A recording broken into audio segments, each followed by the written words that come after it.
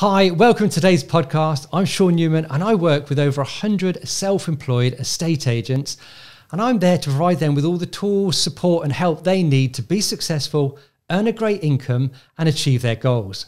Today, I'm joined by Sam Funnell, who's going to tell us a bit about his journey from being an employed estate agent and seeing other people around him becoming self-employed estate agents, but then having the reservations himself and how he overcame those concerns, and then discussing where he is today.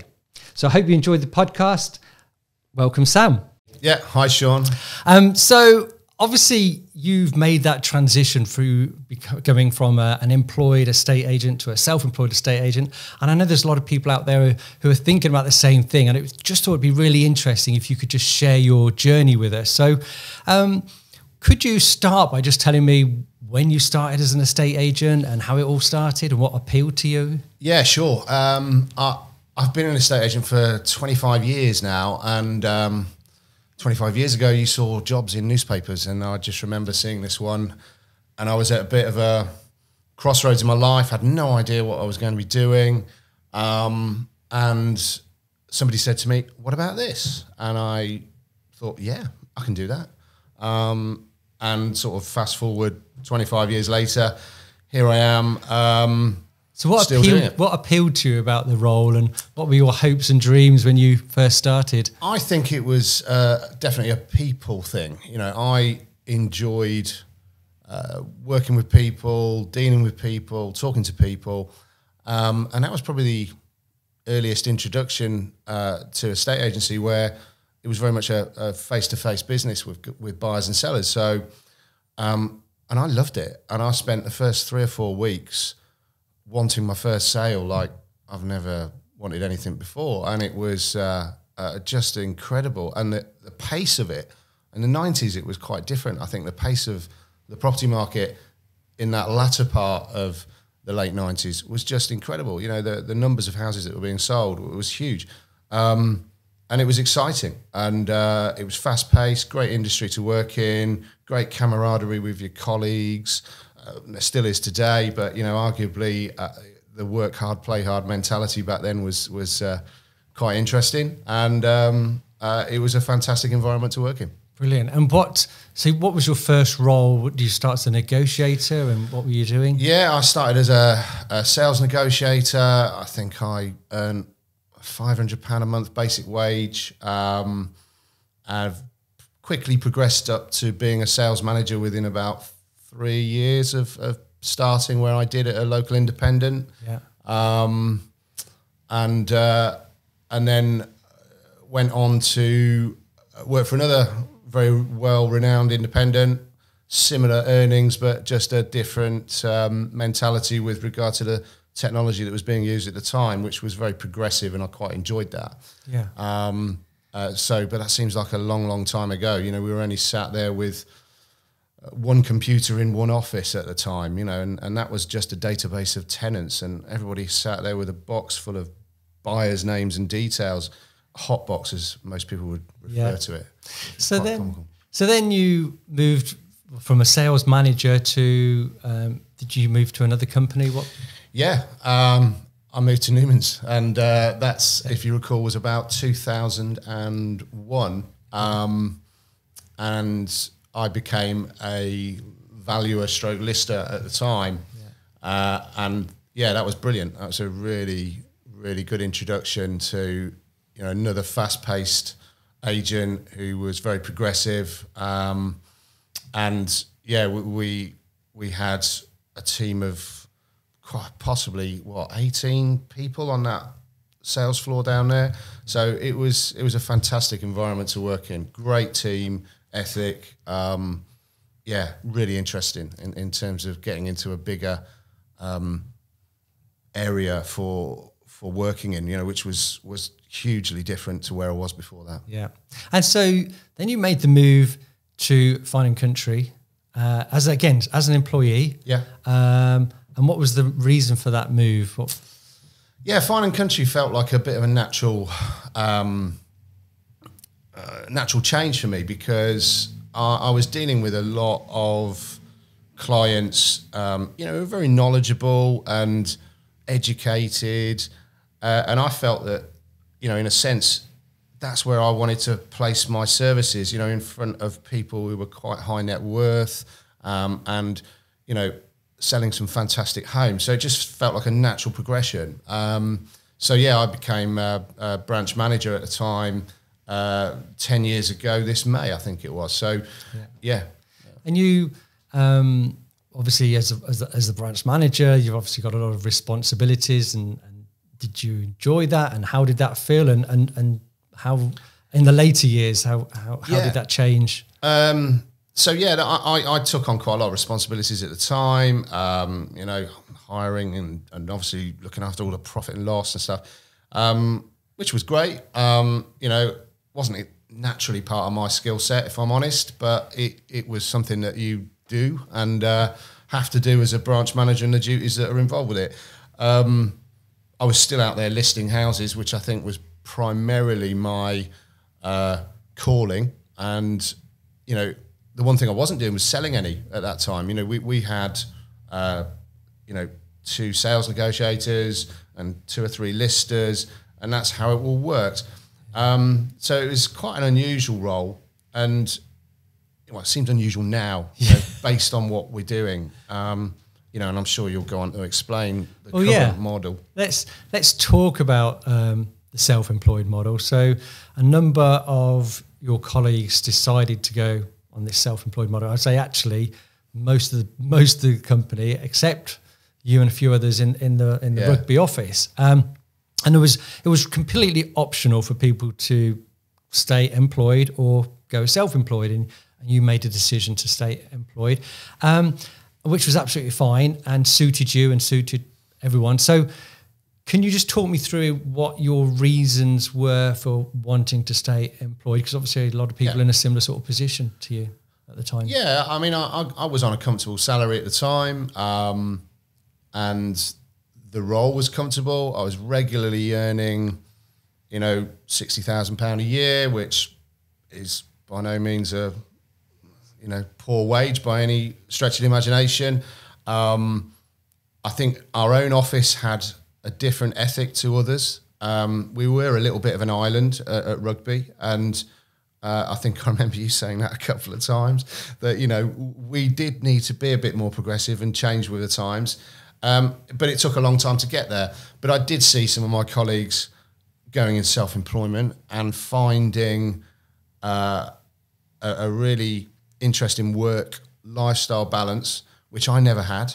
You know, in hindsight, it was 9 to 5:30 every day, but I wasn't.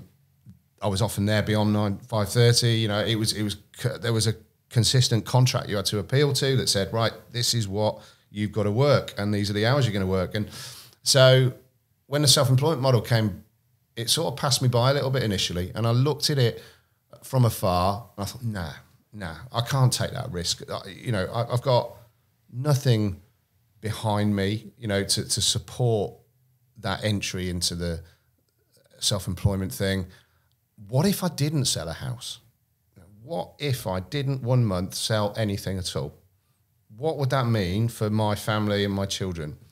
And that was playing on my mind consistently for at least, 2-3 years before I did it. Yeah.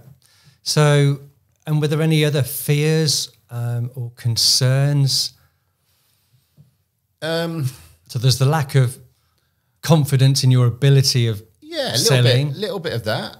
You know, I wasn't selling homes at the time, although I was taking a massive role in it as being the branch manager. I think what was interesting to me was, you know, taking that big plunge into self-employment was about just having the balls to do it, and essentially finding that you've got, you know, you are as good, if not better, than anybody else. And I was consistently pulling in big results over the last, 6 years before I went self-employed. So it was daft for me to even think that I should not be able to do what I'm doing because I've been doing it anyway, but I was just getting paid less for it. Yeah. And I think in that sense, it started to hit home to me. But I think that the idea of self-employment for someone who's been employed for as long as I have is a massive, massive fear factor. And I think there's loads of people out there at the moment who are estate agents, and the majority of estate agents in this country will be employed agents, and therefore it's a comfortable environment. If you've got some belief in your ability, really, you can take your earnings to the next level, and you can take your lifestyle into a different situation by having a little bit more of a work-life balance, rather than the consistent, you've got to be at that desk at 9 o'clock in the morning. You know, it's just seems alien to me now. But And so at the time, though, when you're employed and you're comfortable, you're earning a good income, you know your hours, it's well, I guess it's comfortable. And I knew you had the ability, and you actually knew you had the ability because you were getting those results. And I remember, I don't know, can you remember any of the conversations I had with you? And I was never pushy, I was never trying to convince you, but I was just acting in your best interest to say, Sam, I think you should consider this. But can you remember those conversations and what you were thinking? What were you thinking? Were you thinking he's trying to... What's the catch? There was. There was this obvious sort of decision in my mind that was like, well, no, it can't be right. You know, at the time, there was a handful of self-employed individuals, and we were only recruiting self-employed individuals for neighbouring offices. And of course, some of them were earning a significant sum. Our problem is we had a structure in the office that had to be broken down a bit. You know, so you had 2 salespeople, 2 listers, branch manager, and therefore, if one person wanted to start selling houses, then it could upset the apple cart a little bit, and therefore, you know, would the office morale start, you know, creeping into being a poor environment to work in. So there was that. We had the first guy that came to work at Fine and Country Rugby who was self-employed. Was a guy called Graham Lee, who he was brilliant. And the first week he started working there, you almost felt this could be employed versus self-employed. You know, what was going to happen in there? But in a way, he solved a lot of those problems by demonstrating how you could work as a team in that environment, whether you're employed or self-employed. And you know, now he's very famously said he's not used to earning less than £10,000 a month. You know, and he's had a fantastic time of it as well. So that, I think, became a certain influencer to say, well, okay, he's doing it, and actually he's producing lesser results than I am. Yeah, he's earning more money than me. How does that work? You know, so all of a sudden you start thinking, well, okay, you know. And I remember, I think I put a fantastic, you'll remember it because you were part of the listing process, fantastic property in Yelvertoft, a manor house. We charged a fee of 2.5%. It was on at £1.75 million. I listed it, and Graham sold it. And as part of that process, he earned far more than me just for selling it, and I earned less for listing it. Yeah, that was my trigger point. Yeah. So what? Yeah, obviously you'd got a role as the manager, and obviously that takes a lot of responsibilities and other things. So at some point you thought, I'm going to look at being self-employed. What was the trigger? What was the, I don't know, the thing that made you take that leap of faith to? Yeah, I think I was quite lucky because as an employed individual, I did have a significant pipeline behind me that I could utilise as a sort of, you know, fallback position. And, you know, I know how hard it is for new estate agents to come into our business and have to work extremely hard in 6 months. Now, I'd already done a lot of groundwork. So, you know, at that point, I felt comfortable enough to say, right, Sean, I'm ready. I want to do this. As long as the rest of my team are happy for me to do it, let's get on with it. And, you know, I also wanted to get involved again with the selling, you know, the meeting the buyers at that house that I've listed. You know, I didn't want somebody coming to one of my listings who didn't know anything about it. you know, because I think once you've listed a house, the responsibility you have for that client and that property is massive. And therefore, why would you let anybody else deal with that? So I felt compelled to really make a massive increase in the service standards of what we were doing. And I just felt the best process was to have somebody starting to list that house and being the person at the end of the process who was giving the keys to the buyers. Yeah. And I don't think that'll be changing for some time to come. And so tell me where you are now. How do you feel now? And looking back, you know, with hindsight, what are your thoughts? Yeah, it's probably fair to say I wish I'd done it earlier now, you know, yeah, it's been a fantastic couple of years for me. And, you know, I went self-employed in June 2019. It's exactly 2 years to the day, really, that I did that. And I've had some extraordinary results. I've exchanged contracts on, you know, £1 million worth of fees in that period of time. And, you know, I've worked hard, you know, being no doubt, things don't come for free. You know, there are times when I've been working 6 days a week to make it work. But then there's other times where I'm going, do you know what? I'm going to have a few days off. I'm going to go out and get in my camper van and disappear for a few days, or, you know, play things golf. like that. Play golf, yeah. You know, which we do quite regularly with some of the guys in the other branches. You know, so, you know, there's some great opportunities there just to not take your foot off the gas, because, you know, things are always happening in the background. But what I like about this position and role is there's so many other things working for you without you having to be there all the time.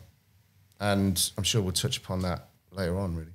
Yeah, well, how has your role changed then, you know, and is it better? And then maybe we could talk about the work-life balance and how your life is. So, yeah, the role is better. I'm dealing with listings and sales from the start of the process through to the end of it. And I think that's a great thing to do. The joy of, you know, introducing someone to a property, getting the best price for the sellers, and then ensuring that journey is comfortable is still very, very important for me. And I think if you've still got a passion for that, and I've had it for 25 years now, then, you know, that'll go a long way in this industry. And if you haven't got a passion for it, then there's no point in doing it. No point in doing it. It really isn't. But I wonder whether there's people that have got in a manager's role that aren't getting to do what I call the fun part of the job. You know, as a manager, you often get dragged into doing reports, meetings, KPIs. You're either micromanaging someone else or someone's micromanaging you. And the fun part of the job, the bit that you're now doing, which is listing the house, selling the house, handing the keys over, they're perhaps missing that. But and are you missing the management responsibilities? And did you know? No, not really. There's bits of it, because I've been doing it for 25 years. It's difficult to sort of cast off some of the old bits that are quite enjoyed. You know, I still like being at the forefront of a business and being part of the decision making if we can. But, you know, I also prefer to be just out there on the road, and, you know, not tied down to an office all day. Which is for me fantastic. You know, I can take the kids to school in the morning and not have to be there for 8:30 meetings or whatever. You know, this sort of stuff, which is great. You know, so in a way that works for me, and I think, you know, with a work lifestyle balance, it does allow you to have a little bit more financial freedom because you're earning more money, but more importantly, you know, you can spend some time. You know, time out, which is important. Yeah, time in, isn't it? You mentioned earnings, so, you know, how has your earnings changed from being an employee to self-employed?